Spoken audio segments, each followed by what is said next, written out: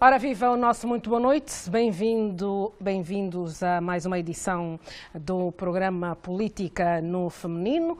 Esta noite são minhas companheiras a Suzete Antão, Josefa Lamberga, Clarice Caputo e Maricel Capama.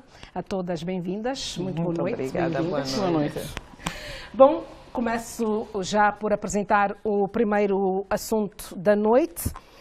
O Presidente da República, João Lourenço, aprovou a abertura de um crédito adicional suplementar para o pagamento das despesas ligadas à prestação de serviços de limpeza pública e recolha de resíduos sólidos na província de Luanda. Trata-se de um desembolso de cerca de 28 mil milhões de kwanzas. O referido montante deverá ser atribuído de forma faseada em função das necessidades de pagamento e após esgotadas todas as verbas atribuídas inicialmente. O Presidente da República autorizou igualmente a abertura do concurso público emergencial. A medida visa a atribuição de licenças às empresas que possam proceder à limpeza da capital do país. Para isso, o chefe de Estado autorizou a Ministra das Finanças a disponibilizar cerca de 34,9 mil milhões de kwanzas para a aquisição de serviços de limpeza pública e recolha de resíduos. Começo precisamente por si, Clarice, com a aprovação dos créditos orçamentais. Será que é desta vez que Luanda vai definitivamente resolver a problemática do lixo? Não sei, Filomena, não sei se é desta vez que se vai resolver o problema do lixo, porque este problema é muito antigo. Se nós formos a ver, são décadas que Luanda se debate com a questão do lixo. Muitas vezes até o que acontece é que limpa-se mais ou menos no eixo que vai do aeroporto para Mutamba, um bocadinho para São Paulo, que este quadrangular, este triângulo, que mais ou menos tem ficado mais ou menos limpo, mas mesmo assim o lixo é um problema muito antigo. E em todos os orçamentos, naquilo que eu pesquisei, gasta-se mais ou menos 300 milhões de dólares todos os anos com a problemática do lixo. Aliás, antes deste decreto presidencial relacionado a este acréscimo, Luanda, só o município de Luanda já tinha mais de 800 milhões, que era para a aquisição de material pesado para a recolha de resíduos sólidos. Portanto, tem havido de facto uma preocupação, mas já se sabe que os orçamentos não têm sido eficientes nem suficientes. Não é um problema novo e, portanto, a ver vamos o que é que vai acontecer, mas esta governação que está sempre a tropeçar na questão do lixo é um bocadinho aborrecido para todos os habitantes desta cidade capital, porque afinal o lixo causa muitas doenças e Luanda não é só este triângulo que aqui falei. Luanda é também o Kazenga, Luanda é também o Ojaenda, Luanda é também o Benfica, Luanda é também o Paraíso. Portanto, Luanda é muito grande. E quando nós falamos do lixo, nós temos que falar do lixo não só para aquela área do asfalto, mas também o lixo em todos os perímetros. É muito lixo e nós pomos em perigo a saúde das pessoas. Também preocupou-me a questão da contratação, como é que não se tinha certeza do horizonte temporal em que estes contratos tinham de vigorar. E isto acontece logo na transição da entidade máxima da província, o que para muitas pessoas foi mais ou menos, como é que é dizer, as pessoas pensaram que provavelmente o que aconteceu é que o lixo, como dá muito dinheiro, sejamos francos e honestos, o lixo dá muito dinheiro. E então, provavelmente, muda o rei, também há novas regras para novos atores e infelizmente, não sei, espero que depois nós possamos ter acesso às pessoas ou às empresas que vão ganhar este concurso emergencial para se poder limpar Luanda.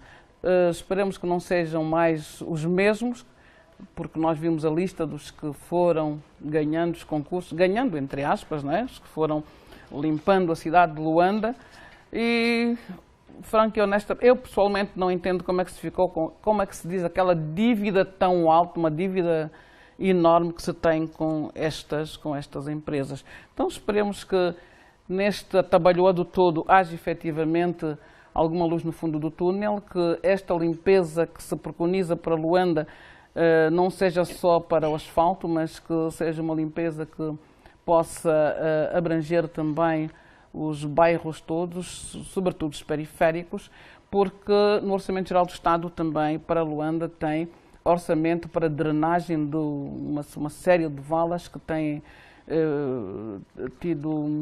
dado muitos problemas, sobretudo quando a chuva cai. Eu não sei se a chuva está a nos fazer um favor, mas quando caem as grandes chuvas em Luanda, também nós vemos que muitas vias que ficam obstruídas por causa da água e o orçamento traz já, portanto, este orçamento adicional, quero crer que não vai fazer parte da questão das valas de drenagem que já fazem parte do Orçamento Geral do Estado para 2021. Maricel, será que este orçamento, com a aprovação deste orçamento, era o empurrão que se precisava para que possamos ver, afinal de contas, a breve trecho, a cidade de Luanda limpa? Sim, porque, ora vejamos, eu primeiro devo dizer, Filomena, que eu olho para a questão do lixo em Luanda, uma província com cerca de 8 milhões de habitantes, com uma questão preocupante em termos de saúde pública. E os avultados aglomerados que nós temos a nível da nossa capital já começa a preocupar, porque se não se tomasse essa medida que se tomou, esse crédito adicional que o titular do Poder Executivo autorizou que se disponibilizasse à província, ao governo da província de Luanda, penso eu que nós estaríamos a caminhar para qualquer um surto, uma endemia, para surtos endêmicos ou pandêmicos. Já temos a Covid-19 e não podemos querer mais um desastre. E quando fala-se muito da chuva, eu digo, está fazendo-nos um favor realmente não chover, porque com lixo e mais água parada será um grande desastre para as questões de saúde. Só penso que, no meu ponto de vista, esta questão devia ter sido acautelada antes da rescisão dos contratos. Sim, antes da rescisão dos contratos. Sabendo o governo da província de Luanda que os recursos disponíveis no seu orçamento não cobriam as despesas para a limpeza da capital para este exercício econômico de 2021 e havia necessidade de se rescindir os contratos, e porque os valores são avultados das dívidas que existem. O problema que nós tínhamos anteriormente das faturas serem indexadas ao dólar, à medida em que o câmbio vai alterando, os valores também iam aumentando. Estamos a falar não menos de 246 milhões de kwanzas, sim, não é pouco dinheiro. Agora, com essa disponibilização, com este concurso emergencial, não é? Para os 9 municípios, uma questão que eu vi ontem é que já foi criada a comissão que vai apurar, vai fazer cuidar da questão contratual, sim, do concurso. Haverá celeridade, não temos muitas alternativas, mas é aquilo que nós dissemos, que sejam pessoas que façam realmente o seu trabalho. Por quê? Porque não basta chegar com o carro, despejar o que está no contentor e muitas das vezes o que está à volta não limpam.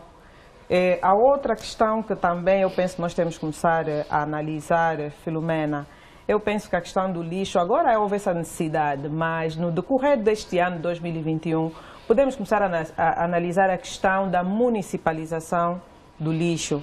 Nós temos exemplos já cá no nosso país de províncias que estão a ajudar a dar emprego a jovens com esta questão do lixo. A cidade do Lubango é um exemplo. E há também a questão do tratamento que se deve dar, a questão da reciclagem, a sensibilização das famílias para se poder separar o lixo. Eu também tive a oportunidade de ver isso já na província do Bié, no município do Cuito. Já estão lá, a nível da própria cidade do Cuito, vários contentores com separadores. E já agora, para como papel, é que para vidro, que se faz em Luanda do lixo, na sua ótica? Durante muitos anos, ou até este contrato que está a ser rescindido, era mais uma forma das pessoas colocarem dinheiro no bolso. Porque lhes eram atribuídos, né, através do concurso, um município X. Tu passavas por determinados municípios, município é no município no seu todo, no cômputo geral. Não é apenas aqui na via principal é que nós vamos considerar município. Mas muitas das empresas, ou a maior parte delas, faziam limpeza apenas, assim como diz para inglês ver, não é? Nas avenidas, nas principais avenidas, mas nas ruas secundárias e terciárias, elas por lá não passavam. A outra questão é muito dinheiro para o déficit de trabalho de varredura. É importante, não podemos só contratar, as empresas não podem apenas fazer a recolha do lixo, quando deviam também gerar muito mais emprego se contratassem pessoas para fazer o sistema de varredura. E aí eu acrescentaria mais um dado, Filomena. Nós temos que olhar para as nossas cidades e ter gosto de vê-las bonitas. O verde faz bem. Estas mesmas empresas ganharam avultados valores, mas não sei qual era a participação social que elas tinham, que responsabilidade social é que elas tinham com os municípios em que eles ganharam os concursos. Pelo menos a questão do paisagismo, do embelezamento dos próprios municípios que eles ganhavam concurso, não o fizeram. Então nós só tivemos perdas. Com este contrato que foi agora rescindido, nós só tivemos perdas. Agora, mas ainda assim, a culpa não é toda dos empresários, né? Os empresários, acredito, que estão à espera, ou devem estar a negociar com o governo da província de Luanda, que é para verem os seus valores, não é?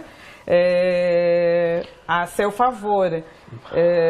Mas os nossos gestores, eu aqui dou uma nota positiva à governadora de Luanda, porque rebentou, posso dizer assim, rebentou a corda, porque isto é uma corda que estava amarrada e que ninguém conseguia desamarrar, ano após ano, governação após governação, mas ela conseguiu, teve coragem de dar um basta nisso. E isso leva-me a questionar, a colocar aqui a seguinte questão a Josefa, só para passar a conversa aqui para esse lado. A Maricel levantou a questão da dívida. Será que este montante posto agora à disposição servirá também para se pagar esses 246 mil milhões de kwanzas a favor das empresas que faziam a recolha de lixo em Luanda? Não. Este dinheiro não foi disponibilizado para pagar a dívida. Como é que se vai pagar então esta dívida? Porque é uma dívida que aí está, não é?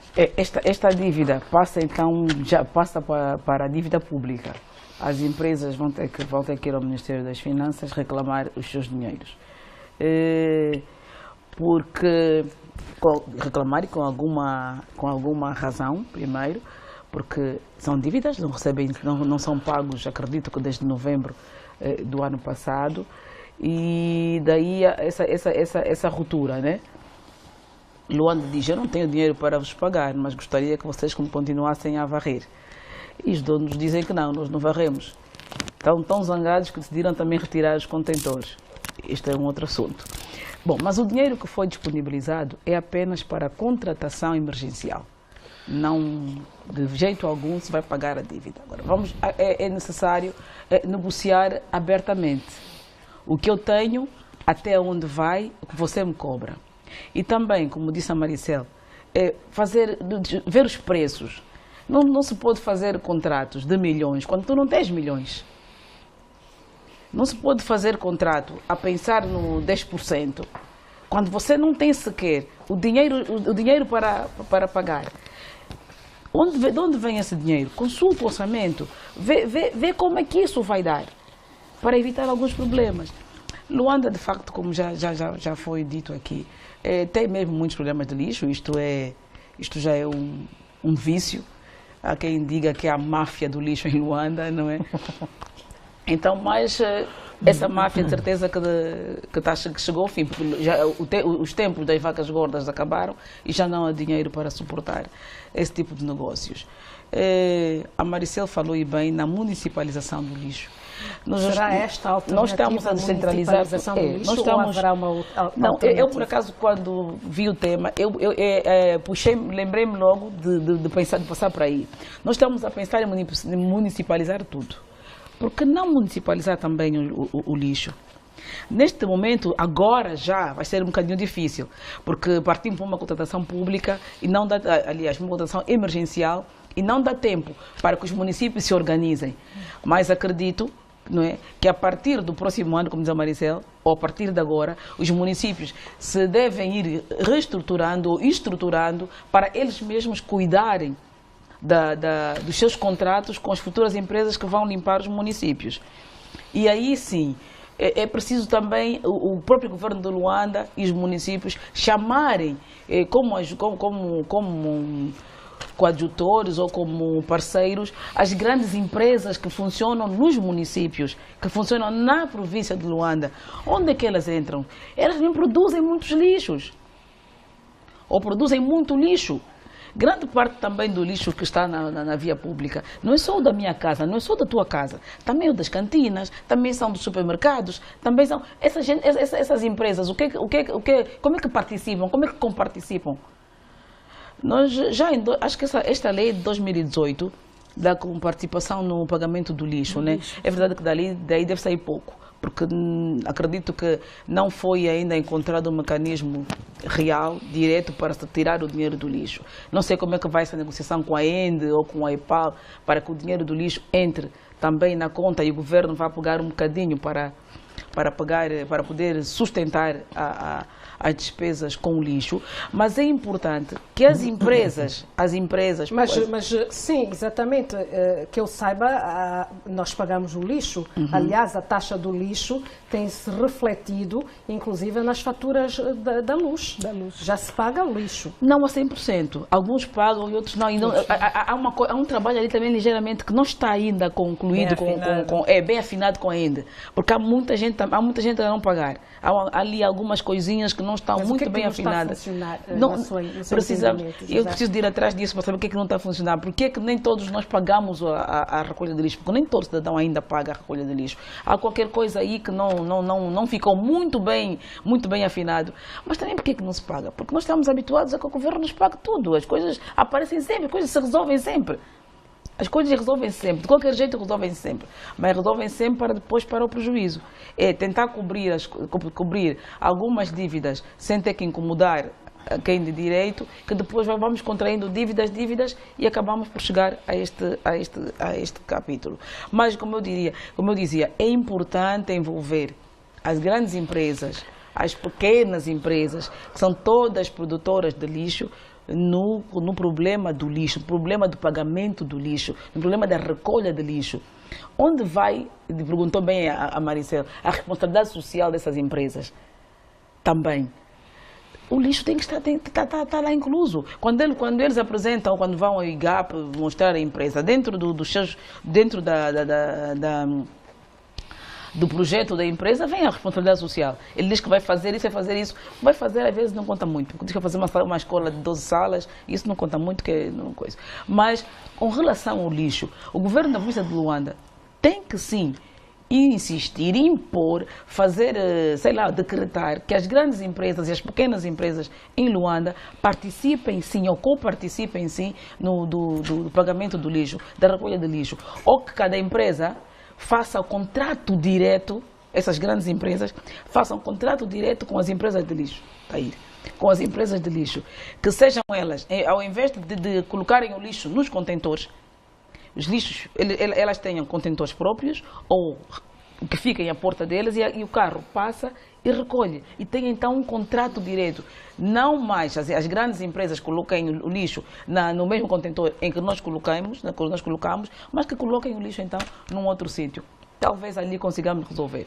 Mas este dinheiro que vem então para a nova contratação, esperar que as empresas que venham a ganhar este concurso tenham de facto um compromisso e que elas exijam um bocadinho clareza na contratação, tempo, pagamento e o que acontece depois. Porque contratos há, não é, em que eu presto um serviço, no final do serviço eu fico com os bens. Por que razão o governo não fica com os contentores? Por que razão as empresas têm os contentores? Eu tenho um contrato milionário consigo, você fica os 7 anos ou não sei quantos anos, na hora de ir leva o contrato. Bom, aqui eu quero abrir um parênteses. Estas empresas... o contentor, porque foi o que os... Mas essas empresas têm uma parte que dizem, bom, o contrato era para 7 anos ou coisa assim parecida, mas como ele foi suspenso, eu vou levar o meu contentor, porque você não honrou o contrato. Se tivesse honrado, talvez os contentores ficariam no lugar. Também é uma forma de fazer uma pressão psicológica.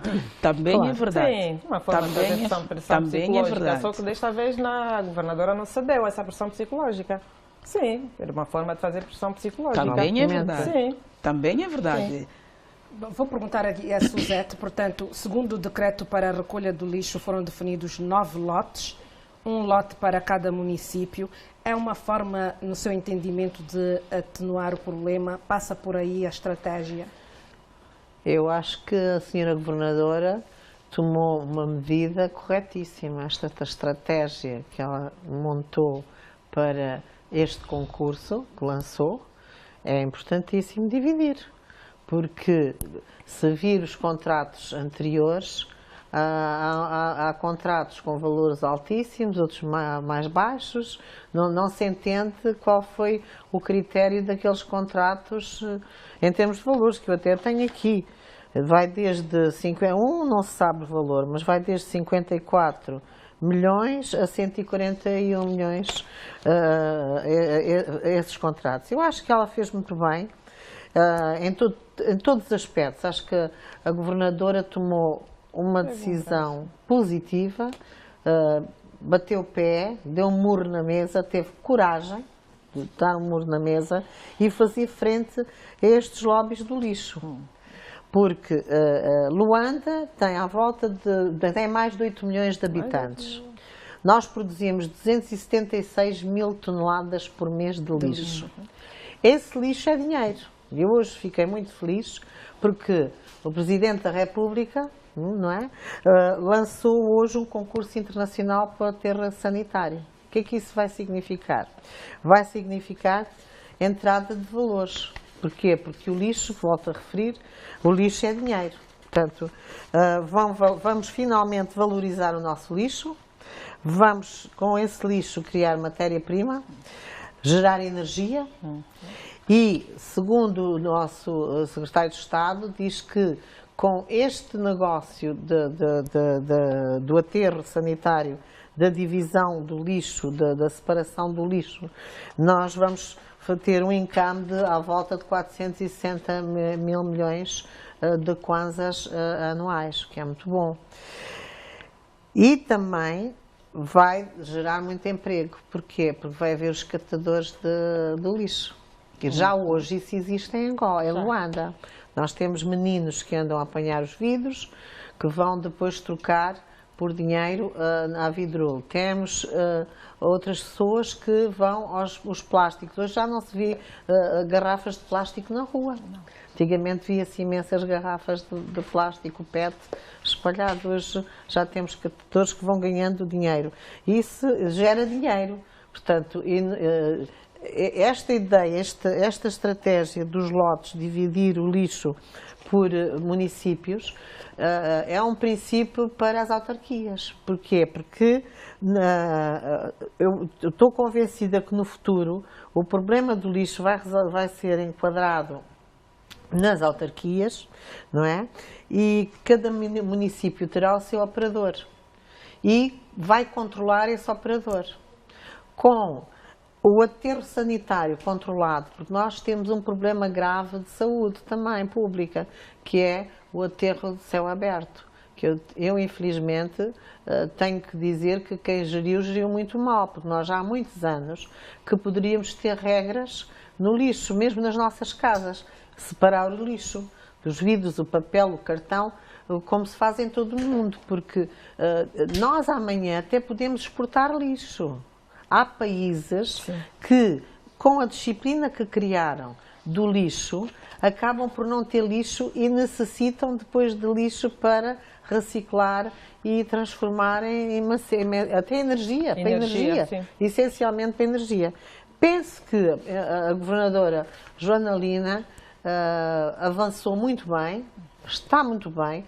Aliás, ela quando fez até o apelo para todos nós contribuirmos para a campanha para apanhar o lixo, em que infelizmente nas redes sociais tentaram combater essa mega campanha que ela apelou a todos nós para contribuirmos e irmos ajudar a limpar, que seria um bem para todos nós, mas que felizmente houve muita gente que aderiu. Eu por acaso participei, vi que havia muita população a catar o lixo, a apanhar o lixo, a meter em sacos. Vi dirigentes, até a vice-presidente do partido que eu faço parte, também esteve presente, a nossa secretária-geral da OMA, portanto, arregaçaram as mangas e fomos todos apanhar lixo. Todos contribuímos um pouco e ela começou muito bem aí. Foi também ela está. Não vê a cor partidária. Exatamente, não vê a cor partidária. Elas foram como cidadãs, foi um ato de cidadania. Aliás, todos participaram. Foi um ato de cidadania. Foi um ato de cidadania. O lixo. Sim, foi um ato de cidadania, limpar. Olha, eu andei a limpar o lixo. É uma profissão, não é? Qualquer pessoa que vai, montes de lixo que está ali há tanto tempo. Olha, andei a varrer, muita gente, jovens, adultos. Faz mal à saúde. Mas olha, estivemos todos lá e não estamos doentes e não morremos. E participamos e ajudamos e contribuímos para o apelo da governadora, que era uma obrigação de todo o cidadão. Sabe porquê? Porque todos nós fazemos lixo. Não. Todos nós nas nossas casas fazemos no mínimo 10 quilos de lixo. Que havia para toda a gente. Tinha que então, haver, luvas, tem de haver luvas. Eu fui de luvas, máscara. São as luvas ou de lá deram as luvas? Não, eu por acaso levei as minhas luvas, mas também havia lá sacos plásticos dados e luvas. Mas não sei, não quero me pronunciar em relação a isso, mas acho que o lixo que Luanda tinha naquela altura com muitos. Olha, mas limpou-se bastante bichos, e foi carregado nada, e foi um sucesso. Mas não é a melhor forma. Inclusive até plantámos árvores. Era uma situação emergencial, nós tínhamos que contribuir como cidadãos. Não quero me pronunciar em relação a isso. Porque somos nós que ajudamos a sujar. Exatamente, porque nós é que fazemos o lixo. Cada cidadão, cada família, no mínimo cria 10 quilos de lixo por dia em casa. Depende da família, quem cria mais, há quem cria menos. Nós temos famílias grandes e criamos há quem tenha muita lixo. Comida, muitos pacotes, cria mais. Há quem mal coma, quase que não cria lixo nenhum. Portanto, isso depende muito. Isso é o seu ponto de vista, mas no meu as estatísticas estão aí. Não sou eu que faço as estatísticas, são os técnicos. Então, vamos para a frente. Foi uma atitude excelente do Presidente em apoiar, a acertar isto tudo, este crédito suplementar, a autorização destes valores para a contratação de emergência e os senhores que retiraram os contentores, isso tudo, e que deixaram de apanhar o lixo e que nós tivemos todos que contribuir, vão ter que agora aguardar mais um bocadinho para receber, porque também estavam a ganhar bastante, porque o lixo, como sabem, dá muito dinheiro. Portanto, é um grande negócio. Parabéns à nossa governadora. Bom, e com estes parabéns é que eu vou para o segundo tema da noite. O Ministério da Educação e das Finanças determinaram no Decreto Conjunto número 1/21 de 18 de fevereiro as taxas e emolumentos a cobrar pelos serviços prestados pelas instituições públicas do ensino secundário. Segundo o diploma em vigor desde a sua publicação, a medida é de cumprimento obrigatório e visa garantir a transferência na gestão, ou melhor, a transparência na gestão dos recursos financeiros. E começo precisamente por si, Maricel. Vê com bons olhos esta medida? Não tenho como não ver, Filomena, porque é uma medida, é algo que já acontecia. Pois, mas acontecia de forma ilegal. É isso que eu estou a dizer. É isso que, sim, é isso que eu estou a dizer. É algo que já acontecia, mas não tinha uma base legal que sustentava este ato de cobrança, não é? De taxas e emolumentos.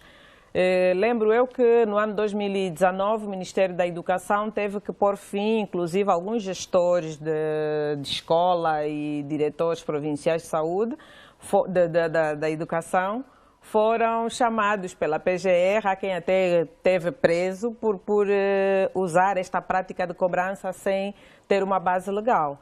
Dizer, Filomena, que é uma medida bem tomada, porque olhando para as condições de algumas escolas nossas, havia essa necessidade, ou tem havido essa necessidade da comparticipação.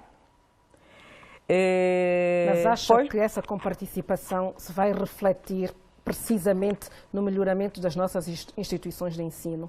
Não, quando digo não a 100%, mas há momentos em que a pessoa quer um certificado e não tem papel para impressão, não tem tinteiro.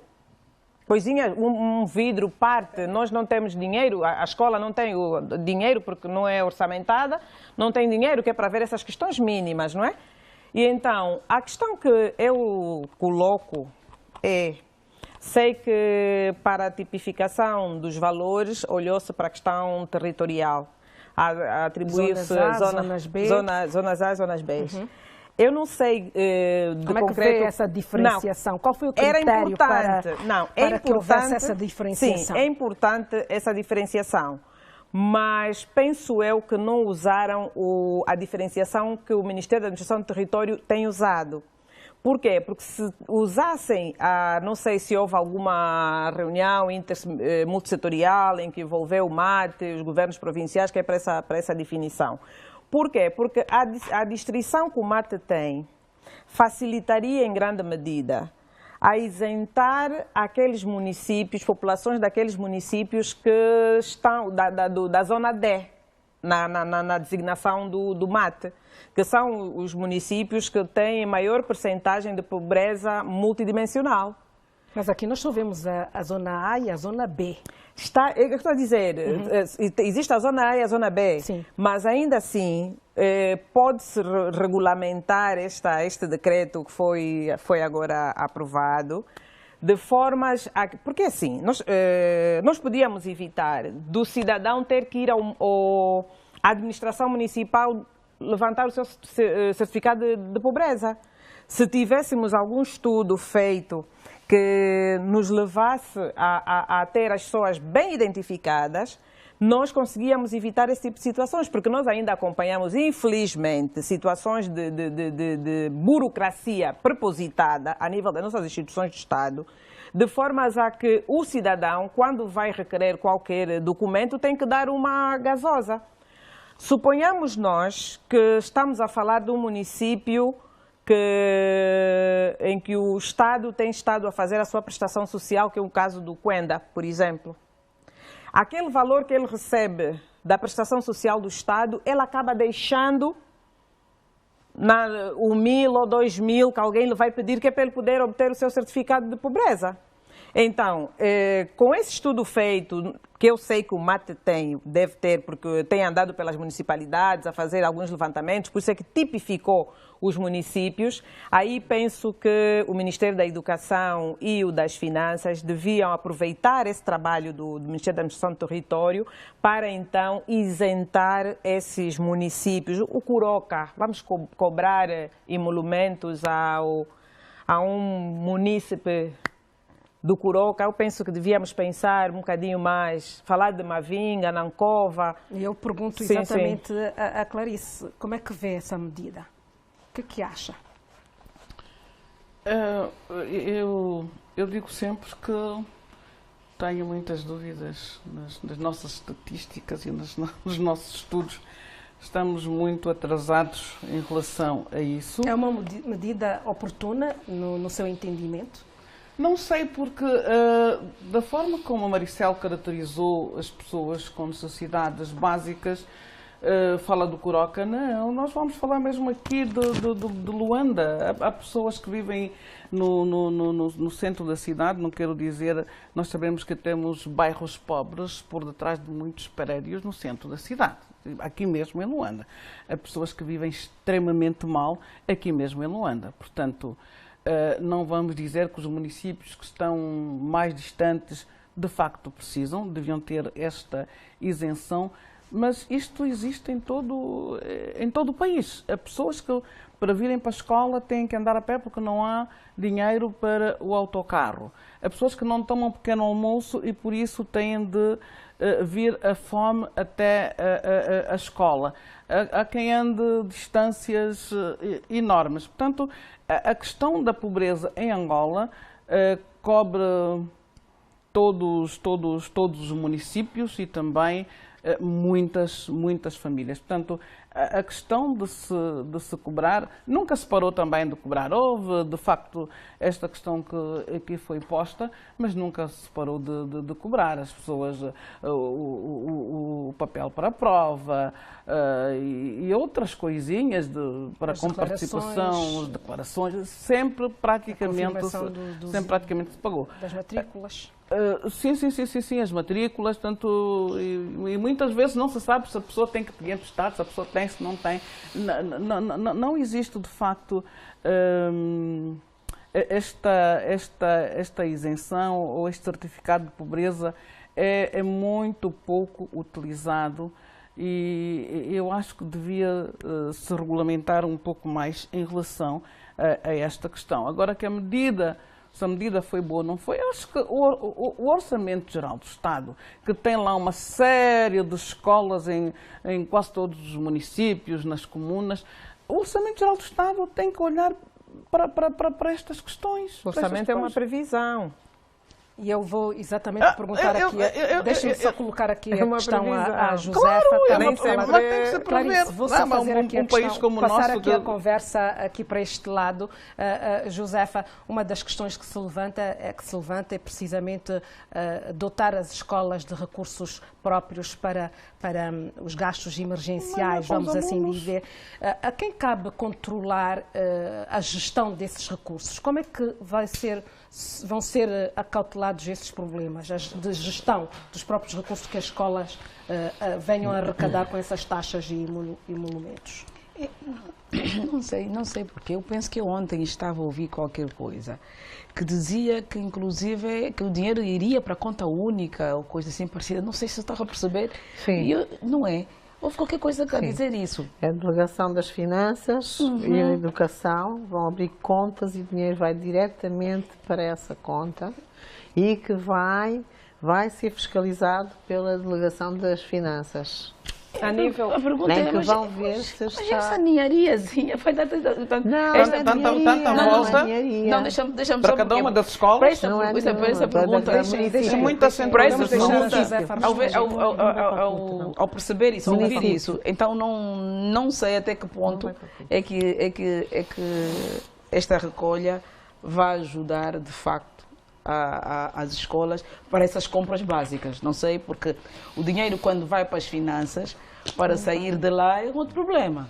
Escreve mais. Se eu preciso hoje de imprimir os certificados, ou terei que pedir 3 meses antes ou 2 meses antes, ou então os certificados continuarão a ser processados muito depois das matrículas, como tem acontecido, os miúdos vão matricular sem certificado. Não sei, porque o dinheiro quando vai para as finanças, para sair é aquela coisa. Eu não consigo fazer uma relação direta entre a arrecadação e o usufruto imediato do dinheiro para as despesas imediatas das escolas, passar se o dinheiro, a ser verdade nisto que nós ouvimos, de que o dinheiro vai para a conta única, vai para as finanças, vai para a educação. Eu acho que não seria muita volta desnecessária para uma escola. Vai ser gerido pelos professores. Esse dinheiro não vai para a CUT. As escolas serão autorizadas a abrir contas bancárias, que é para eles próprios poderem, porque estes recursos serão gastos 100% pelas escolas. Então ele não pode ir para a CUT. Mas é uma confusão porque se for para a CUT, ele vai ter dificuldade de fazer gestão de bem de valor. Eu também percebi que é uma coisinha qualquer. Haverá autorização para que as escolas abram contas bancárias para poderem fazer a gestão desses valores.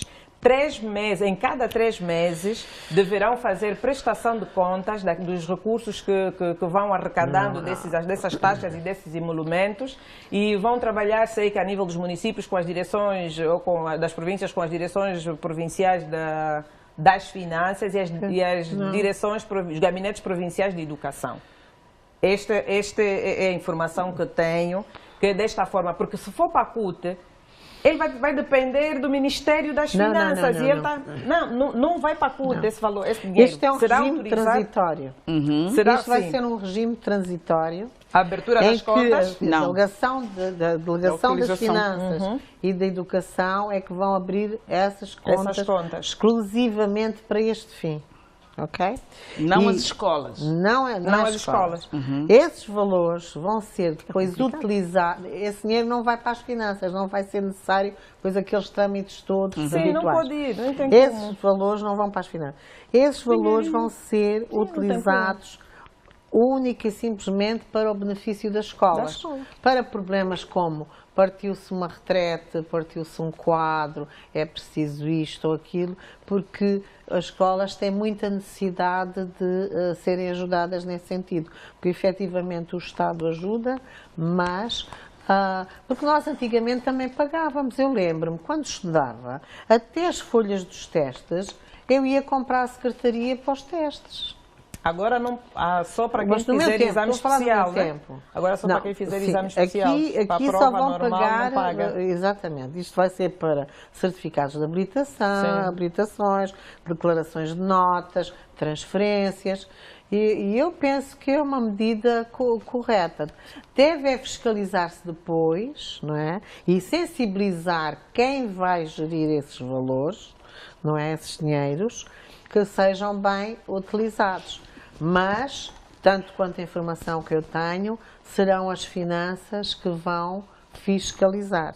Portanto, e é preciso esclarecer a população que isto não é mensalmente que as pessoas vão pagar. Isto é de X em X tempo que a pessoa tem necessidade. Porque isto não são propinas.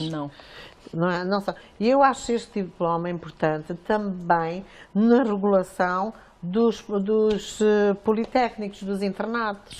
Porque nós sabemos que os pais, aliás, e nós não só nas escolas, o professor pedia este dinheiro para isto, pedia dinheiro para aquele outro, e hoje vai acabar isso. Portanto, os pais vão ter que deixar de mandar dinheiro pelos filhos, muitas vezes com muita dificuldade.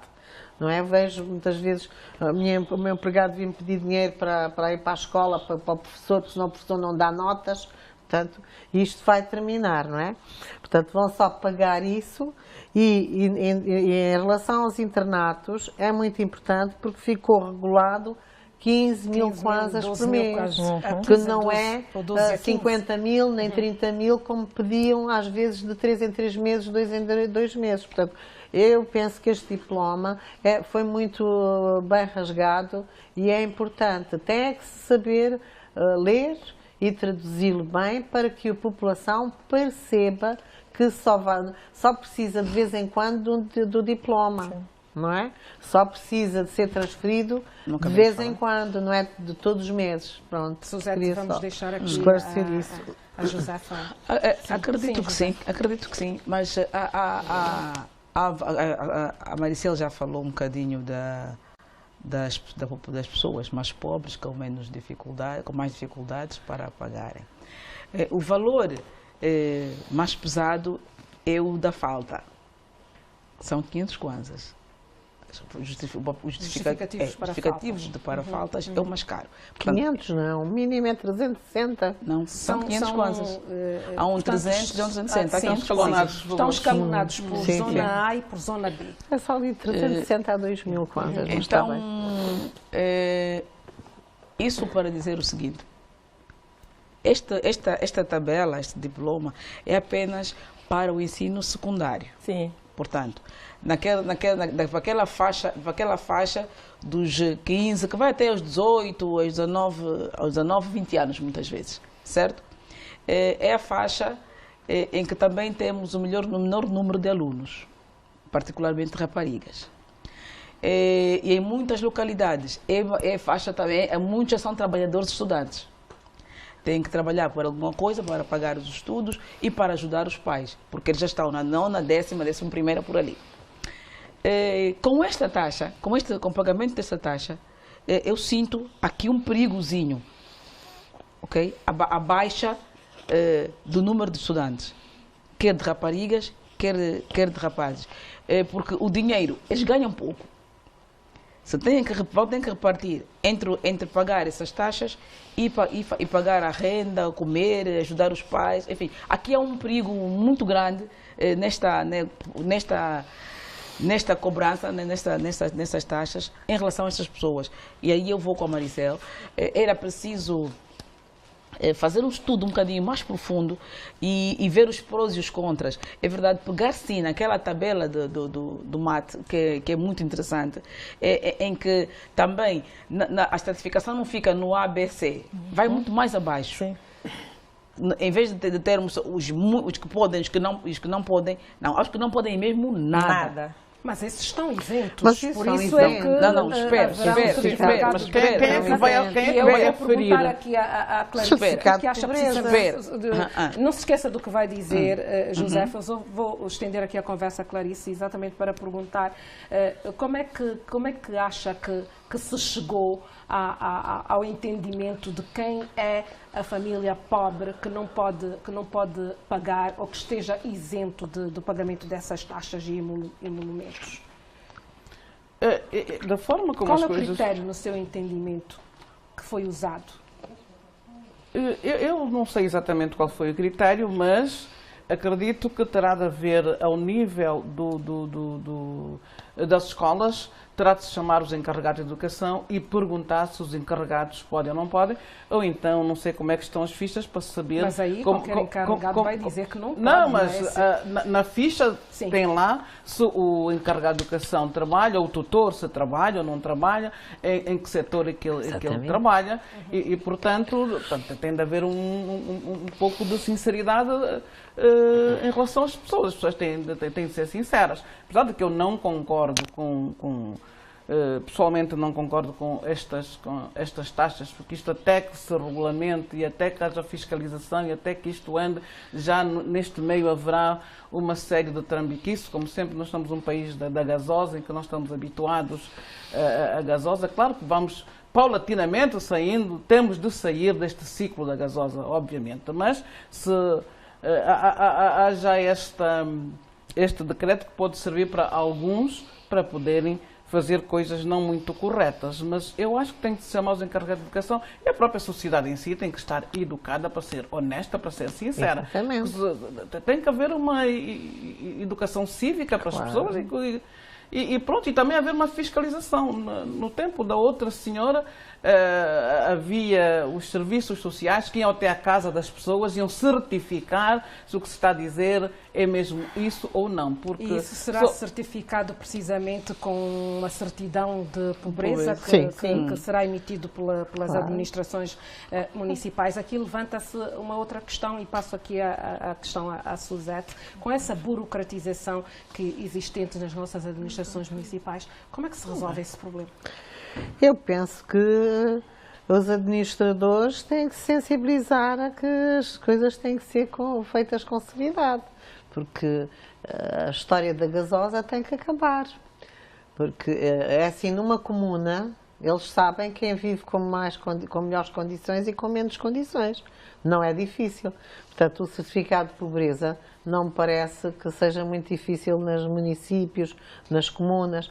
Claro, aqui na cidade de Luanda, vamos aliás em Gombotas, é um bocado complicado, ou vamos a outro bairro, complicado. Mas também, como disse a Clarice muito bem, as pessoas quando vão preencher o documento, o atestado de pobreza, quem recebe, não é? Depois vai confirmar se é verdade ou não. Portanto, eu não posso, vivo num palacete, não posso ir pedir um atestado de pobreza, porque basta baterem à minha porta para verem que eu não vivo pobre, não é? Não sou pobre. Portanto, há situações e situações, e eu penso que não vai ser difícil.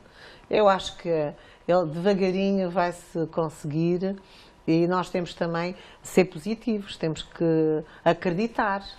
Temos que acreditar, como diz a Clarice muito bem. Mas já estudo feito mais um orçamento mas em relação aos gastos para o orçamento da família, porque já sabe, por exemplo, o Coenda tem só de materialização. Ok, era onde eu queria chegar. Vamos deixar aqui a Josefa. Não, mas só fazendo aqui um linkzinho.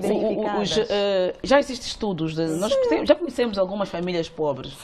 O estudo do Coenda, foi o estudo do Banco Mundial com o Minars, que foi feito. Mesmo em Luanda já estão identificadas muitas famílias pobres. E já se passam também a certificados de pobreza. Claro. Mesmo para a atribuição das bolsas internas. Pede-se o certificado de pobreza. Não sei como é que é feito, de facto, não sei se tem de ser a burocracia ou não, mas pede-se, e as pessoas têm conseguido o certificado de pobreza. É um bocado também como um bocado de cambalacho, porque há muitas pessoas que têm bolsas internas e que não têm, e que não são nada pobres. Lá está, é essa muito obrigada.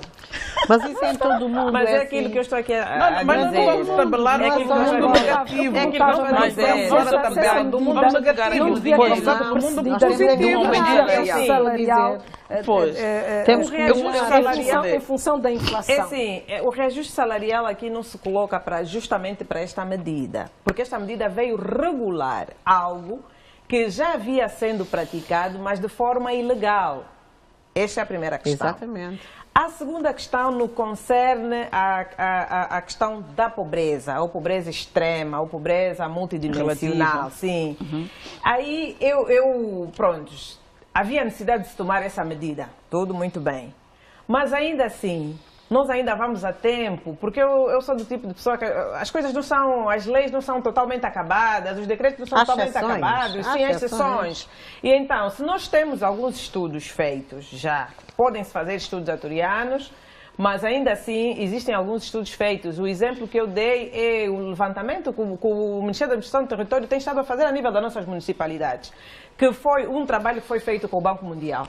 Tem alguma credibilidade, que é o que tem estado a ajudar a se desenvolver o programa de apoio social às famílias, sim, através do Coenda. Quer dizer que nós temos identificado as famílias pobres. Então,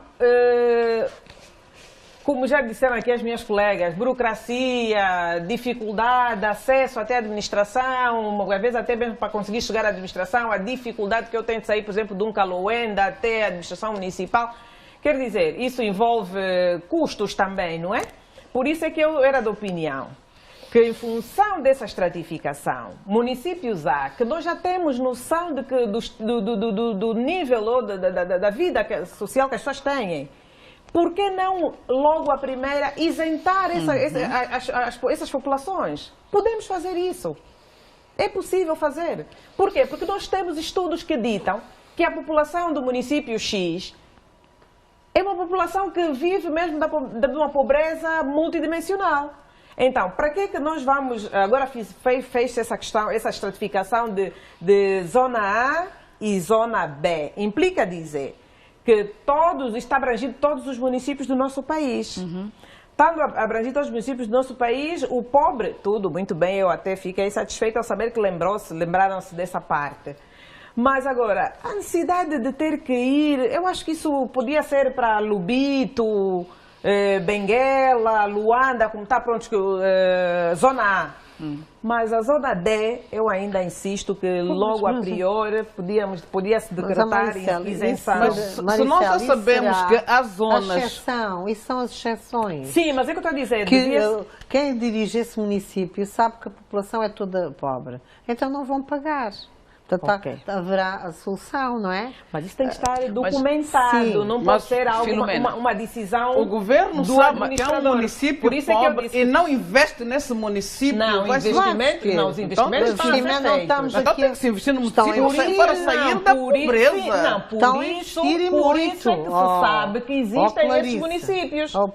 Foram identificados esses municípios que é para haver uma prioridade na atribuição de verbas e um exemplo concreto é o PIM. Exatamente. Programa Integrado de Intervenção nos Municípios. Companheiros, há uma grande inserção mas vamos falar do como é que o serve o município? Programa Integrado de Combate à Pobreza. Também estão nesses municípios. Mas também não é só da pobreza. Intervalo, quando voltarmos vamos falar da Sonangol, que poupou mais de 1,4 mil milhões de dólares em 2020. É um até já.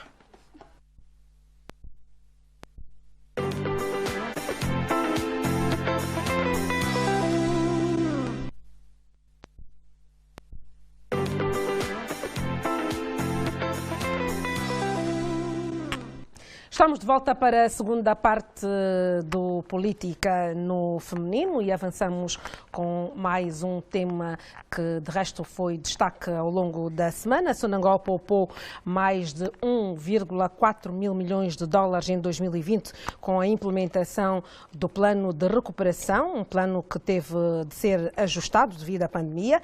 Segundo o diretor de Planeamento e Controlo de Gestão da Sonangol, o programa, enquanto projeto, será concluído com um balanço positivo em termos de resultados alcançados até 2020. O responsável adiantou que a empresa hoje é mais pequena em termos de estrutura, tendo sido reduzida de 21 para 6 unidades de negócios e destas seis, apenas uma integra todos os negócios não nucleares.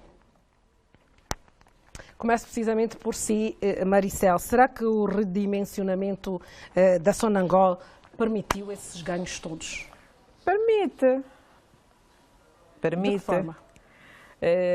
Temos que lembrar que num passado recente, Filomena, até o ano de 2017, a Sonangol era a Sonangol faz tudo. Sonangol Saúde, Sonangol Educação, Sonangol Habitação, só faltava haver Sonangol Cadeia, Sonangol Cemitério, só isso é que faltou. Então, com esta proliferação de custos que a empresa tinha, a empresa havia perdido o foco do seu escopo de ação. Moral da história, cresceu tanto em termos de áreas de atuação, bancos e tudo mais, mas dinheiro que é bom para reter e fazer o nosso país desenvolver e nós podemos usar devidamente o nosso orçamento geral do Estado, não era possível. Porque essas empresas, muitas delas, só levavam, faziam gastos. Para não falar que era a principal fonte da dilapidação do nosso erário público, a própria Sonangol. Com a atual gestão, o redimensionamento que está a ser feito, não temos como não ver uma Sonangol diferente. Uma Sonangol que tinha 21, Sim, 21 unidades. subsidiárias, Sim, sim. unidades. Hoje tem 5 unidades de negócio e a holding que cuida da questão da privatização, está ligada ao ProPriv. Falar das comissões executivas, diretores, chefes de departamento, fazia um total de 692 dirigentes a nível da Sonangol, com aqueles salários altíssimos que têm ou que tinham, e hoje reduziu para 380.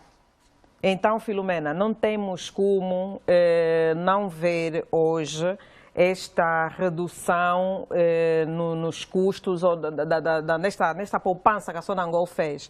Dizer também que, pronto, essa poupança não é dinheiro como tal, mas é uma flexibilidade que a própria que a Sonangol há de ter na sua gestão de recursos para o ano econômico de 2021. Mas dizer que são medidas acertadas, que estão a surtir efeito. Devemos encorajar, sim, o Executivo com outras medidas em outros setores, porque nós estamos a ver o usufruto dessas medidas que estão a ser implementadas. Havia necessidade, quer dizer que, afinal, se hoje conseguiu poupar-se isso, durante muitos anos podíamos ter poupado muito mais e podíamos ter desenvolvido também muito mais o nosso país. Então, eu aí dou uma nota máxima a essas medidas, porque hoje já começamos a sentir o efeito positivo das medidas que estão a ser tomadas. Clarice, esta poupança resulta apenas do plano de reestruturação da Sonangol, 1,4 mil milhões de dólares. Acho que houve, de facto, redução de custos, e esta redução de custos deu nestes resultados que nós temos agora. Já falou aqui a Maricel naquilo que eram os altos custos que a Sonangol tinha. É verdade que era a menina, era Íris de Angola, né? Menina do olho. E por ser a menina do olho, porque é uma máquina permanente que também dava muito dinheiro ao país, só que o dinheiro tanto entrava como também saía. E, portanto, esta redução de custos fez com que, de facto, se pudesse ter esta poupança, que eu acho que devia-se colocar ao nível do investimento, para que nós tivéssemos um resultado melhor. E também tem que haver um pouco mais de transparência em relação às metas. Nós temos que saber ter um acompanhamento em relação às metas preconizadas, porque se nós formos acompanhar, foi tanta corrupção que depois se descobriu ao nível da Sonangol, tanto quando alguém vai para a PGR, depois desvenda uma série de labirintos que aí existiam, vem uma outra pessoa, e ficamos todos a saber que afinal a Sonangol escondia mais uma série de gavetas e guarda-fatos, onde o dinheiro ou era guardado ou era escoado. Portanto, eu acho que ao nível da Sonangol talvez a PGR ainda não tenha acabado de fazer o seu trabalho. É verdade que esta poupança, mas seria bom que nós tivéssemos, de facto, conhecimento de tudo o que se passou, para que não tivéssemos de voltar a triste história do antro, da roubalheira em que se tinha tornado a Sonangol. Portanto, esta é uma primeira abordagem, aquilo que é a minha opinião. Suzete, 2020 foi um ano em que o mundo se fechou e o mercado global registrou perdas económicas consideráveis, e aqui a Sonangol a poupar este montante. Terá sido verdadeiramente uma poupança ou trata-se apenas de ganhos cambiais? Não, foi um plano de regeneração que iniciou em 2017. Não foi num ano que a Sonangol conseguiu recuperar, poupar, neste caso, poupar a 1,4 mil milhões de dólares. Eles reduziram das 26 empresas que tinham, reduziram para 6. Porque o core da Sonangol é produção, pesquisa e comércio. Não eram os outros negócios. Portanto, como eles reduziram essas empresas todas, terminou, ficaram com 6. E tanto quanto eu tenho a informação, ficaram 6, incluindo uma que integra os negócios nucleares. Não entrega os negócios nucleares que faziam parte do core da Sonangol. Então, todo este trabalho, toda esta estratégia resultou nesta poupança, o que significa que, se continuarem com esta gestão, vamos recuperar muito mais. Vamos recuperar, porque, como todos nós sabemos, a Sonangol caiu ao fundo, né? Chegou ao fundo. Mas, com este resultado, temos de estar felizes, porque, de facto, a estratégia da regeneração, este plano de regeneração de 2017, resultou, e vamos continuar a apoiar e desejar sorte e que continuem, porque estão muito bem. Mas sem saber exatamente o que é que de facto se passou. Aos relatórios vão fazer. Mas foi negado uma comissão parlamentar de inquérito que a UNITA tinha proposto. Portanto, acho que seria esta comissão parlamentar de inquérito era do interesse de todos os angolanos. E da própria Sonangol também. Tem que ler os relatórios anuais. Sim, existem relatórios anuais que são publicados. As consultoras vão fazer análises. Ainda assim, têm acesso a isso tudo. Ainda assim, devemos ficar satisfeitos, colegas minhas do painel, porque com esta reestruturação que está estado a ser feita, ainda assim não houve despedimentos. Obviamente, exatamente. Não houve despedimento. Isso é um dado de tamanha importância. E têm pago as dívidas que tinham. Sim, também. De tamanha importância. Agora, o dinheiro que havia fazer inquérito, não inquérito, é assim. É de lei. Ninguém diz que a UNITA está proibida de o fazer.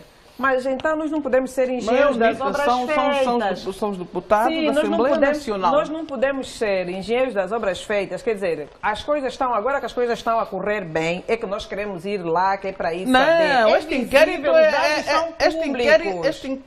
é antiquérrimo.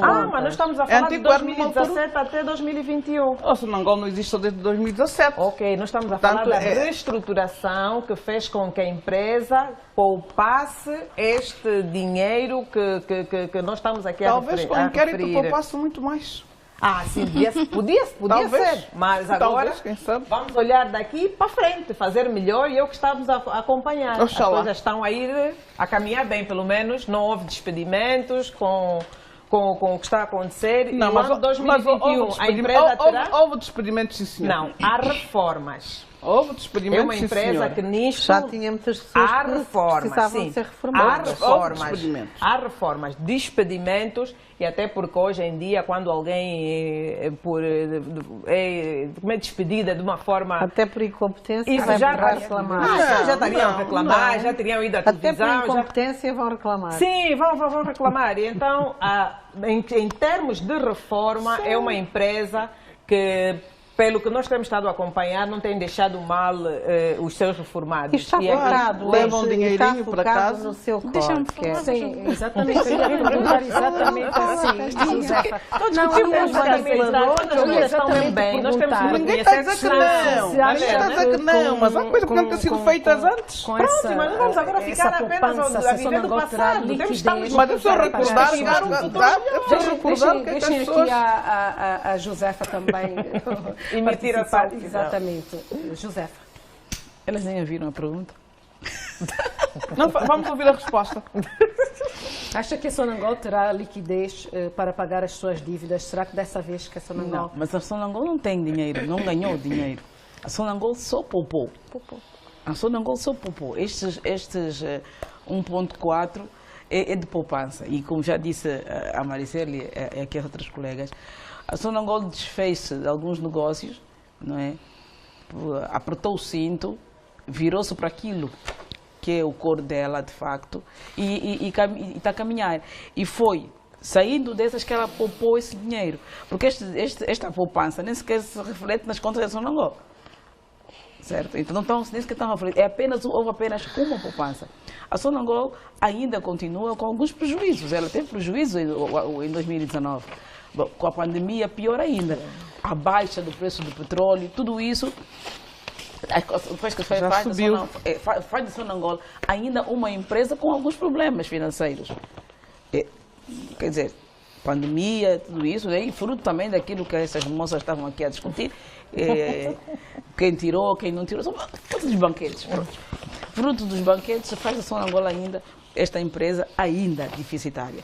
E enquanto o negócio do petróleo continuar nesta vibe de sobe, desce, vai, vem, a Sonangol não está ainda com os bolsos cheios, com os cofres à vontade, não é? Para poder já voltar a dar cartas e meter-se também em outras avarias. De facto, foi bom essa reestruturação que começou já há alguns anos, em 2017 ou 2018, se não estou em erro. Foi bom porque, de facto, trouxe a Sonangol para aquilo que é fundamental, para aquilo que é o core, e pensar naquilo que lhe dá dinheiro, que lhe pode fazer, não só poupar, também dar dinheiro.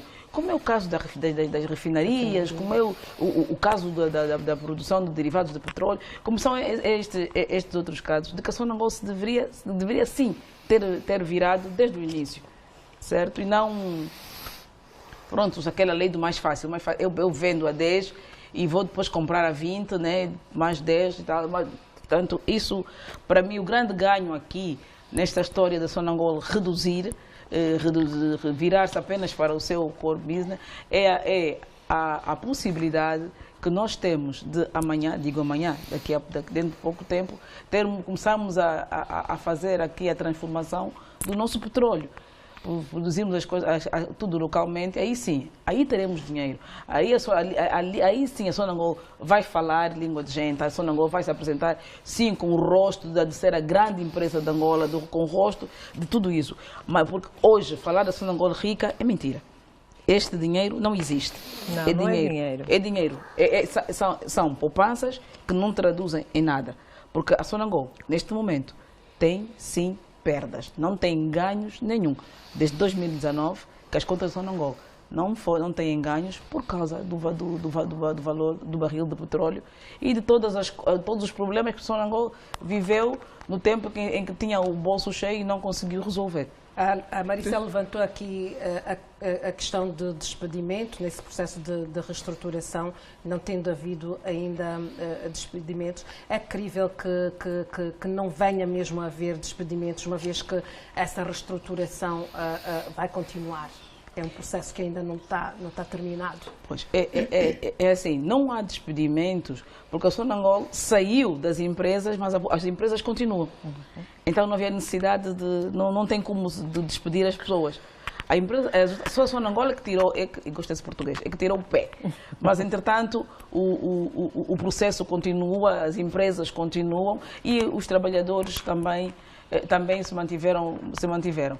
O que houve, de facto, são reformas. As pessoas estavam em idade de reformas, também algumas reformas antecipadas que foram necessárias e que a Sonangol, de facto, fez. Não houve despedimento porque as empresas não morreram, não se desfez as empresas, e então as pessoas conseguiram manter os seus empregos, com algumas reduções salariais, de certeza absoluta. E os que saíram levaram qualquer coisa. Normalmente, até o salário base, eu penso que não. Os subsídios é que tornavam a empresa também assim um bocadinho, algumas valores. Mas eram subsídios ou os salários é que eram mesmo para além assim? Dos salários, haviam subsídios, e depois também é uma questão que é muito bem-vinda, é a rescisão de determinados contratos redundantes que a Sonangol tinha. Isto ajudou também a haver essa flexibilidade, porque haviam aí contratos que, para não falar que são próximos ou se calhar muito superiores aos contratos de lixo que nós aqui andamos a falar. Então essa rescisão de contratos também veio ajudar em grande medida a dar essa flexibilidade à empresa. A trazer essa poupança. Sim, a trazer essa poupança à empresa. Porque essa poupança é fruto desse saneamento mesmo, saneamento, como disse aqui A Suzete. A Suzete, sim. Esse saneamento mesmo que se está a fazer a Sonangolé, tudo isso é mesmo fruto, essa palavra é interessante, é fruto mesmo do saneamento. Sacudir, mexer. Depois do banquete, o saneamento. É preciso, filha. É preciso. É preciso, porque há banquete, a gente come tudo. E esquece do amanhã. Então depois já não apetece, ninguém come. Mas então temos que comer. Vamos buscar aqueles subejojinhos que estão debaixo da mesa e vamos tentar fazer um molhozinho, fazer a roupa suja, né? Aquilo que se faz com o bacalhau no dia seguinte do Natal. Fazer aproveitamentos e assim vai. E aí dá para alimentar a família. O importante é aprender com os erros. E para esse caso da Sonangol é um exemplo positivo, não é? Daquele de reconhecer os erros do passado e colocar a empresa no centro não sei daquilo se já que é o chegamos seu... a esse ponto. Essa parte ali já não está muito não, bem. É sim, mas não está muito bem. Estamos a vir. E quando nós vamos notando que afinal está a valer a pena, a persistência tem que ser maior. A fiscalização também tem que ser maior. Não vamos relaxar, não poupamos esse valor e agora podemos deixar aquilo assim, que depois daqui mais 2, 3 anos estamos nós a chorar outra vez. Acredito não, mas que Maricela, por que eu digo que nós chegamos ali? Essa poupança é só aconteceu porque a Sonangol saiu das empresas. Mas é isso que eu estou a dizer. Agora, essa parte ali ainda não estamos lá. Sim, é o que eu estou a dizer, mas por essa saída, por essas rescisões, nós tivemos esse ganho. Ok. Mas agora, a gestão no cômputo geral da própria empresa, dos recursos da própria empresa, a fiscalização deve ser maior, que é para nós não termos aqueles problemas que tivemos no passado, que depois chegamos lá depois que tem que haver fiscalização, tem que haver prestação de contas, isso tem que haver. Se nós queremos melhorar, tem que haver, mas ainda não chegamos aí. E vamos para o último tema agendado para a edição de hoje, o plano de reestruturação e recapitalização da companhia aérea angolana TAG já custou cerca de 700 milhões de dólares aos cofres do Estado, de acordo com o Ministro dos Transportes, Ricardo Abreu. Segundo o Ministro dos Transportes, a TAG tem merecido apoio do Executivo angolano, mesmo em tempos de pandemia, devido ao serviço público que presta e por razões de natureza económica, de forma a promover a diversificação da economia. Ricardo Abreu falou igualmente sobre a privatização da TAG, que deverá arrancar em 2022. Começo por si, Suzete. Essa injeção de recursos na TAG é oportuno? Claro, foi o saneamento e a capitalização da empresa. Não a recapitalização, porque a recapitalização, perdão, a capitalização foi feita porque a TAG foi transformada numa sociedade anónima, numa SA. Vai ser transformada numa SA porque vai ser privatizada. Portanto, vai haver uma parceria público-privada, em princípio, pressupõe-se que será privatizada a companhia. Esse dinheiro foi, de facto, para a TAG sanear as dívidas que tinha. Como sabem, ainda tínhamos dívidas do 777, dívidas a muitas empresas, e então esta foi de facto uma solução para sanear os graves problemas que a TAG tem. Portanto, é assim, este valor foi reequilibrar as contas da TAG. Portanto, não foi uma entrada de recursos para a empresa, foi para sanear problemas e capitalizar a empresa. Josefa, e nós, e temos que ver também que a TAG, com o problema da pandemia, os voos, não houve voos e o prejuízo é muito grande e os custos são minuto a minuto mundialmente. E temos que perceber que não é só o governo angolano que está a sanear as dívidas da TAG. O governo alemão, português, francês estão a fazer o mesmo com as suas companhias aéreas, porque felizmente nós conseguimos este financiamento dos 700 mil milhões para o reequilíbrio das contas, porque seria muito triste a TAG fechar, como já aconteceu com outras companhias, porque a TAG é uma empresa de bandeira e será sempre uma empresa de orgulho de todos os angolanos. Todos nós, não é? Josefa, a TAG, enquanto empresa pública, tem condições de, portanto, gerar retorno financeiro? Agora não tem. Agora não tem. Não tem. Se tivermos em conta que, por exemplo, grande parte das dívidas da TAG são constituições públicas. Quem mais furou ou fura o bolso da TAG são as instituições públicas. O número de passageiros oficiais que viajam pela TAG que não pagam. Portanto, são quilapes que se fazem e que não paga, que não se paga. A TAG tem, de facto, prejuízos que são feitos, ou tem como devedor principal o Estado, o seu próprio dono. Certo? Então, a TAG, como dono e como único, nesse momento, único acionista, de facto, o único dono da TAG, o Estado precisava, de facto, de capitalizar a TAG, ou seja, prepará-la para o advento da privatização. Está a preparar? Então, como preparar a TAG para o advento da privatização? Os problemas da TAG serão resolvidos com a privatização, acredita nisso? Primeiro saneamento. Os problemas da TAG não serão resolvidos. Eu acredito que a TAG se vai transformar, de facto, numa grande companhia de bandeira. Eu acredito que sim. Porque uma coisa, eu faço o funge, eu reparto, eu como, eu sei, eu lavo a panela, eu faço tudo. Esse é que é o problema da TAG. A outra coisa existirem outros donos a quem eu tenho que prestar contas. O Estado já não vai chegar com um papel, há uma delegação que vai viajar, todo mundo vai em primeira classe. E todo mundo vai em primeira classe, a TAG emite os bilhetes, depois tem que esperar pela ordem de saca que nunca sai e que nunca se paga, e quando sai já há outros dinheiros e já há outras dívidas, e o Estado nunca consegue acabar de pagar a TAG. O grande devedor da TAG é sim, senhor, o Estado, as instituições públicas. A TAG, este dinheiro, como disse bem a Suzete, capitaliza a TAG, prepara a TAG para o advento da privatização. Exatamente. Portanto, ela sai de empresa pública para SA, não é? Já que a empresa pública não se privatiza, ela sai da empresa pública para a SA e de SA ela vai para a privatização. Exatamente. Portanto, para parecer uma menina bonita em que todo mundo queira conquistar, a TAG tem que se apresentar bonita, bem ornamentada. Um dos aspectos, não ter dívidas. Grandes dívidas, vai ter algumas, mas não ter grandes dívidas.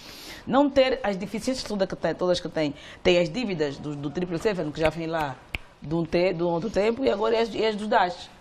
Sim, também. Certo? Então, este dinheiro que recebeu serve sim para equilibrar as contas, as dívidas também, claro. vai reduzir um bocadinho dos DAS, conclui também ali o 777, e assim a TAG apresenta-se como uma menina pronta para a conquista. E também ali concordo plenamente com a Suzete, que o Estado, se nós queremos de facto privatizar a TAG e trazer acionistas de verdade, pessoas que têm dinheiro, que conhecem o negócio, o Estado tem sim que meter a mão. A TAP estava na baila para privatização já há algum tempo e não conseguiu. O governo teve que pegar e injetar. Então, nós temos, por mais que se diga que é meter dinheiro, é fundo, é dinheiro, não se meteu dinheiro nenhum na TAG. Por os bolsos da TAG, de facto, deste dinheiro, apenas menos de 15% foram para as contas de verdade da TAG. O dinheiro não foi. Os 700 milhões, não. Para a TAG, não.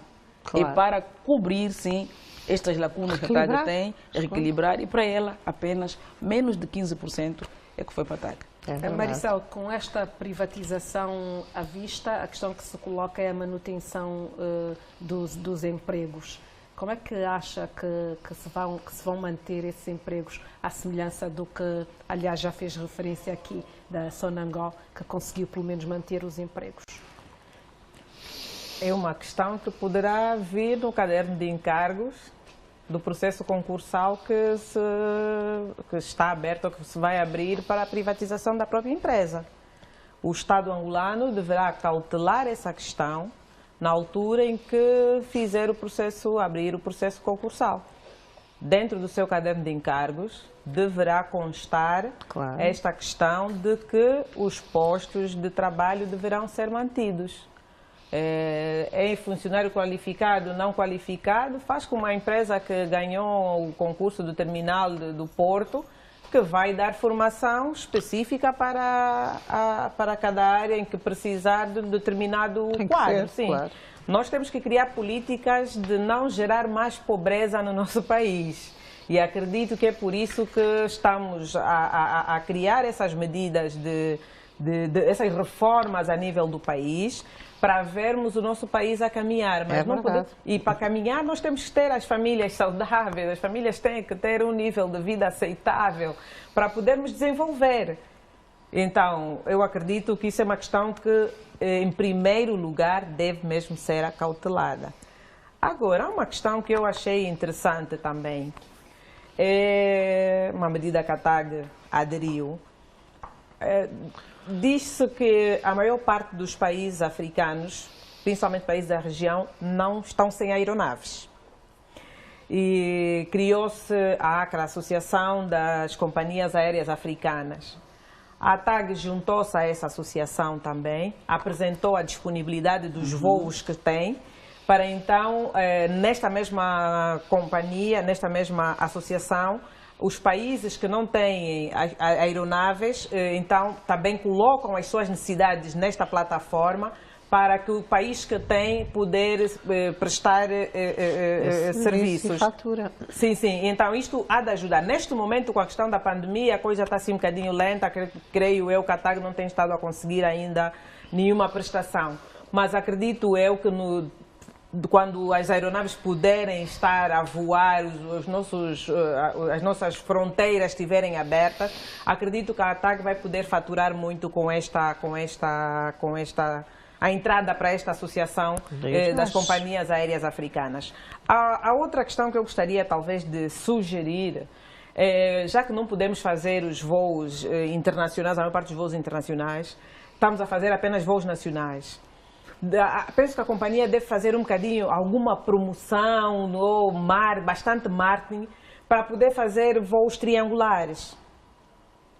Voos triangulares, aí estaria a falar, por exemplo, Luanda, Cunene, Huila, Luanda, Quito, Menong.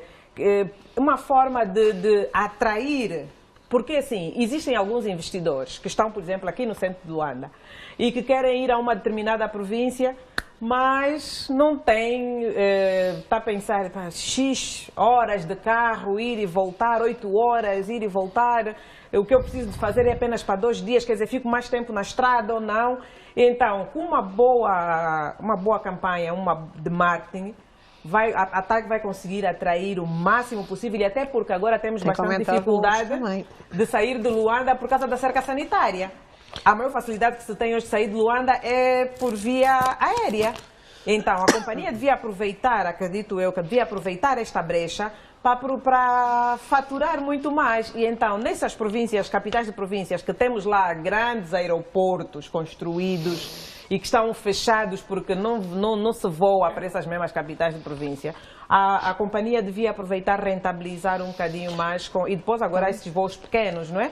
Em que mesmo que não haver muitos passageiros, mas já não é o caso de levantar uma grande aeronave quando hoje temos aeronaves de pequeno porte.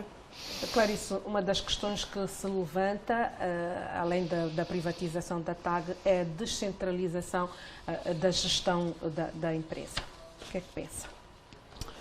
Este é um dos Passaria por aí também a solução para a descentralização da gestão da TAG? Um dos grandes problemas da TAG é mesmo a gestão. É um dos grandes problemas da TAG. E, obviamente, que a descentralização iria permitir que houvesse mais participação de cérebros para que a TAG pudesse ter uma outra dinâmica. Para além de que a TAG, ao invés de fazer aquilo que está aqui a dizer a Maricel, quando é necessário que haja mais voos, os voos são caríssimos, portanto, quase que o preço de um bilhete daqui para o Cunene é o mesmo preço daqui para a África do Sul. Portanto, eu acho que a política da TAG devia ser, de facto, de flexibilizar os pacotes para que os voos pudessem ter mais clientes e, portanto, a TAG pudesse arrecadar mais algum dinheiro para o seu bolso.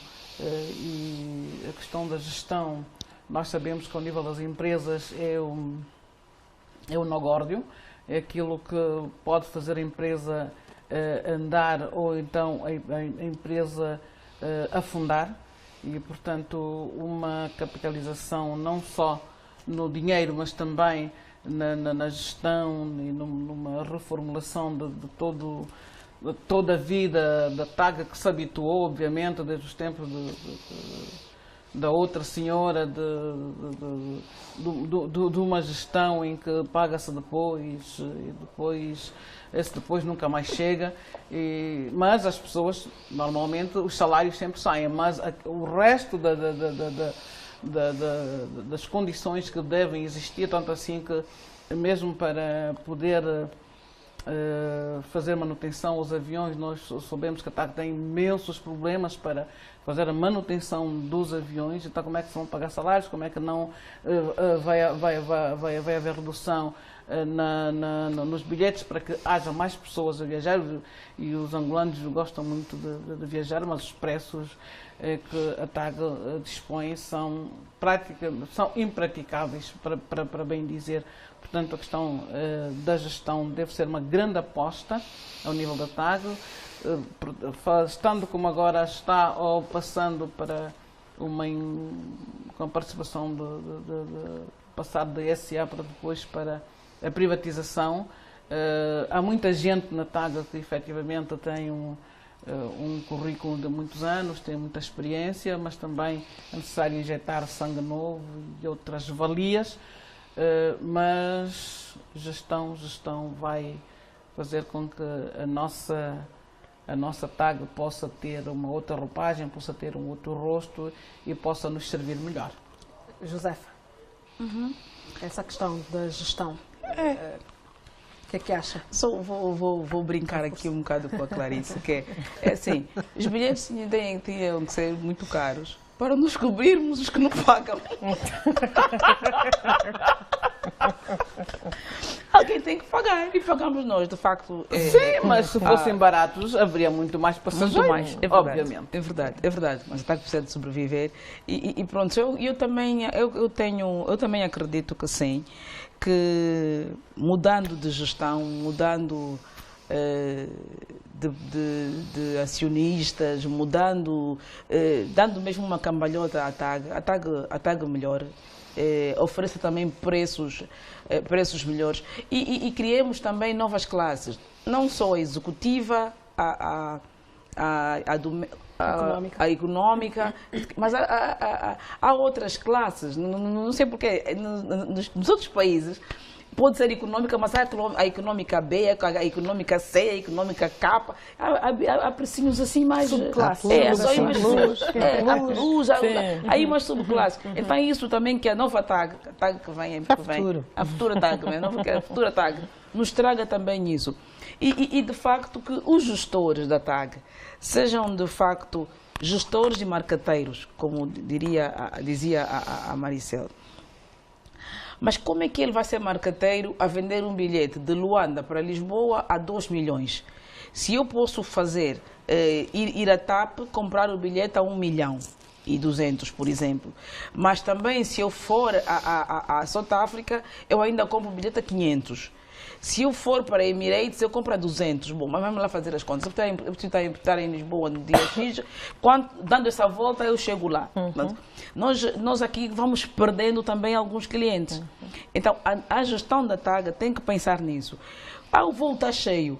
voo está cheio, a pessoa entra para o voo não está cheio. vazio, isso é verdade. Completamente vazio. Gestão dos lugares. Mas isso acontece com todas as companhias aéreas. Não, mas Não, a mas TAG é um vende exagero. A TAG é um exagero.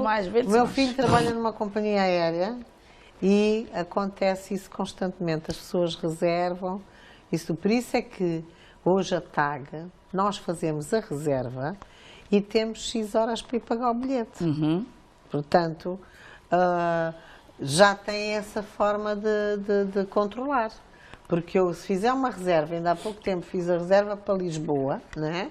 E eu tive que pagar até às 16 da tarde, porque a partir das 16 da tarde perdi o lugar.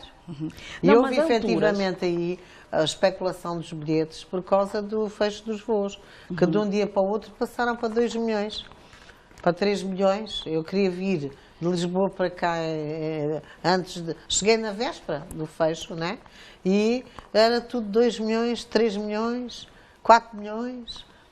Porquê? Porque de um dia para o outro houve uma especulação impressionante, que é o aproveitamento das companhias para ganharem dinheiro. Pronto, mas isso das reservas já terminou essa confusão com a TAG há essa muito história tempo. de não se lotar mesmo o avião, porque raras vezes o avião da TAG está mesmo cheio, raras vezes o avião da TAG está completamente cheio, mas está sempre cheio, nunca há lugares, e depois durante Principalmente, normalmente é na executiva que não há lugares. Cá para e baixo, depois nós precisamos também, desculpa, depois a TAG precisa também, acabei por me perder, a TAG precisa Estava também, a falar além da questão dos lugares, que normalmente nunca há lugares na TAG, mas que há passageiros que precisam dos lugares e quando vão aos seus balcões nunca há lugares e os voos estão constantemente vazios. Certo. Era por aí, Sr. mais ou menos, pois. Mas também a TAG precisa de tomar uma outra atitude. A mesma atitude que a TAG tomou quando percebeu que estava a perder as muambeiras, no tempo das muambas, que as muambeiras preferiam fazer São Paulo, África do Sul, Luanda, via SA, porque conseguiam trazer mais mercadoria, a mercadoria tinha um valor, enfim. Enquanto a TAG pedia, parece-me que eram $100 por quilo, ou coisa assim parecida, a TAG mudou de estratégia. E as malas tinham mais peso. A TAG mudou de estratégia. Então conseguiu ter de volta as muambeiras. O mesmo vai acontecer. A TAG também vai ter que repensar isso, porque nós vamos fugir, os salários não estão bons, nós precisamos de viajar porque temos vício e porque temos necessidades, e então vamos fugir para outras companhias. A TAG vai continuar por aqui, com os voos como tem, continuar a fazer esses bilhetes. Portanto, os gestores clientes. Os gestores da TAG têm que ser marqueteiros. A Maricel atirou aqui uma muito interessante. Eles têm que ser gestores e marqueteiros. Porque senão estamos mal. Senão a TAG também está mal. Vai continuar a viver o quê? Dos quilápios do Estado. Que era uma desvantagem. Não faz mal, está cheio, mas o Estado vai pagar, o Estado tem. Só que o Estado pede e não paga. É um grande aquilo. Infelizmente. Esse é o grande problema. Independentemente dessas questões todas que nós levantamos aqui, temos também que a companhia terá que primar pela qualidade dos seus serviços. Um rebrand, precisa de um grande rebrand. A qualidade dos seus serviços. Essa privatização não trará essa qualidade? Sim, a privatização. Vai trazer um rebrand novo. Sim, vamos fazer toda uma votos, estrutura sim, de marketing, que é necessário, sim. Porque a prestação dos nossos serviços precisam mesmo de melhorar. E depois, falou-se aqui, por exemplo, dos preços que são exorbitantes dos bilhetes de passagem. Pessoas que viajam para aqui, para províncias, com um bilhete a 90 ou 120 e poucos mil kwanzas. E não tem nenhuma refeição a bordo. Porque dizem que não, fica muito caro. Mas e hoje mais. em todas as companhias é assim. Mas nos voos low cost. Naqueles voos em que tu já tens noção de que estás a pagar pouco. E não terás os serviços todos lá dentro. Não. Mas agora, o exagero que eu noto nos preços que são praticados para receber uma água ou muitas das vezes nada, também temos que reparar que a companhia tem que repensar. Todas as companhias hoje estão a fazer isso. Não, todas Você não. vai a Lisboa, Madrid, paga, vem o carrinho com coisa, com os preços para pagar. Eu faço Lisboa Ponta Delgada, mas agora que é a uma Suzete vai ver companhia o preço do bilhete. nacional, é uma companhia nacional. A Suzete vai a ver o SATA, preço do bilhete. E o bilhete é o preço Não, normal. não são os preços de bilhetes que são praticados aqui. Se nós que eles tivermos fazem fazer a nos conversão. regionais lá fora, pelo que eu conheço, é os residentes. Por exemplo, o residente na região autónoma dos Açores tem um preço diferente do que outra pessoa. Aqui é que poderia acontecer que são isso. criadas, mas os residentes no Quando Cubango, nos residentes no Quando Cubango ter um preço diferente do que não é residente. Isso, penso que isso temos no aqui isto vão para a fazer. Cabinda. A Cabinda Agora, tem os essa caterings distinção. hoje são pagos, exceto nos voos internacionais. Bom, Os caterings são pagos. Chegou assim, o nosso tempo de antena esgotou. Obrigada por terem estado aqui. Mais uma sexta-feira. Contamos convosco na próxima sexta-feira. Boa noite. Assim, telespectadores que nos acompanhou, boa noite. Até para a semana.